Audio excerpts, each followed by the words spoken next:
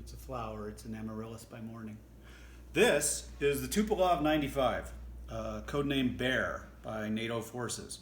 This plane was developed by the Soviets in the early 50s while we were developing the B-52. Like the B-52, they developed it to have a turboprop engine. It had to be able to fly all the way around the world to drop its bombs. And turboprops are more fuel efficient than jet engines. However, the United States came up with some innovations in jet engines, and the B-52 was switched over to being a jet rather than a turboprop. The Tu-95 stayed turboprop and still is in use today in Russia and maybe a few of them in the Ukraine. The Russians still send them along the Alaskan coast from time to time and kind of taunt us with them. It is known to be the loudest airplane in the world, which makes it possibly the loudest machine in the world. Some of our rockets are probably a little louder, but this is an incredibly loud plane, and the reason for that is the fans spin on this thing at faster than the speed of sound. So each one of these rotors is turning around, and the very tip of it is going faster than the speed of sound, so it's actually breaking the sound barrier. So you have all these little sonic booms happening, 16 of them all at once, all the time while it's running. It makes for so much noise that the crews they don't just have hearing issues, they have health issues from the amount of noise that's coming in there.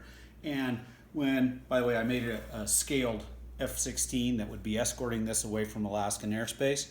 When the F-16s, F-15s, when our interceptors pull up next to it, our pilots complain that it is so loud that they can't hear. It's actually so loud that our submarines pick it up while 1,000 feet underwater. So incredibly loud plane. For me, this is the most complex aircraft I've ever built, anything I've ever built out of Legos. All of the engines spin counter to each other, so that was kind of difficult. Had to build in the bomb bay underneath, so it can drop its nuclear weapon. And you also see something here interesting. By the way, the landing gear was all built into the frame so that it could be strong enough to hold it, because it's a very heavy plane. But here's something that's pretty interesting about this plane. At speeds where you get close to the speed of sound, old wing designs made it so that there was drag on the back. And so they had to have these baffles that they would build into wings. And you see them on older jets in the United States, like 727s and 747s, older ones. They'll have these things that break up the air. Well, the interesting thing about Tupelov 95 was it had the biggest ones ever sticking off the back. So these are just to break up the air coming off the back side of the wing, so it doesn't create suction. And they're kind of the unique thing. You can see the plane from underneath or from above and know exactly what it is, even from a long distance away, because of these things. Another interesting thing, as they've upgraded the plane over time, you'll see that there's these things out here. These are cruise missiles. I mean, initially they didn't have the cruise missile when they developed it, but now the plane will go, hypothetically, hopefully, fly towards its target over, somewhere over Canada. It's probably going to get shot down by the Canadians, and but before it does that, it won't be able to drop its bomb, but it can drop this. This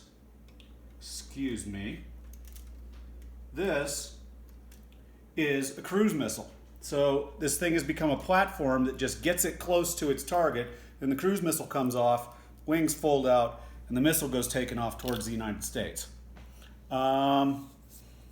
Still in use. Russians have them. They zoom them by the Alaskan airspace all the time. They zoom them around Norway. All these little bumps and things that are on it. This is for fuel intake, for refueling. All of these things, just avionics stuff. I don't think anyone in the world outside of the Kremlin and maybe some dank basement in Langley, Virginia, knows what all of it does.